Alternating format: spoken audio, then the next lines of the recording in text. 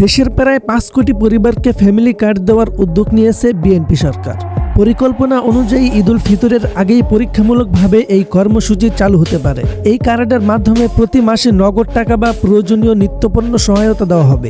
টাকা পয়সা সরাসরি পরিবারের গৃহকর্মী বা নারী প্রধানের হাতে দেওয়া হবে। সরকার বলছে চলতি রমজান মাসেই পাইলট প্রকল্প শুরু হবে। প্রথমে সীমিত কয়েকটি এলাকায় এটি চালু করা হবে, পরে ধাপে ধাপে সারা দেশে সম্প্রসার করা হবে।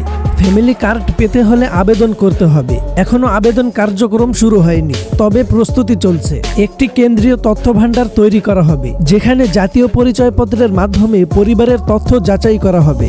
এতে সঠিক পরিবার বাছাই করা সহজ হবে। আবেদনের জন্য আগে থেকেই কিছু কাগজ প্রস্তুত রাখতে বলা হয়েছে।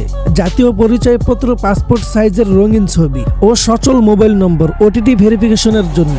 পাইলট প্রকল্প শেষ হলে ইউনিয়ন পরিষদ, পৌরসভা বা ওয়ার্ড কাউন্সিলরের অফিস থেকে আবেদন ফর্ম পাওয়া যাবে। পাশাপাশি অনলাইনে আবেদন করার ব্যবস্থাও চালু করতে পারে। প্রতি পরিবারে একটি মাত্র কার্ড দেওয়া হবে। সরকার জানিয়েছে উপকারভোগী নির্বাচন করতে একাধিক ধাপে যাচাই করা হবে, যাতে প্রকৃত দারিদ্র পরিবারগুলোই এই সুবিধা পায়। সরকারের মতে এই কর্মসূচি চালু হলে ঝুঁকিপূর্ণ ও নিম্ন আয়ের পরিবারগুলো সরাসরি উপকার পাবে এবং সামাজিক সুরক্ষা ব্যবস্থা আরও শক্তিশালী হবে।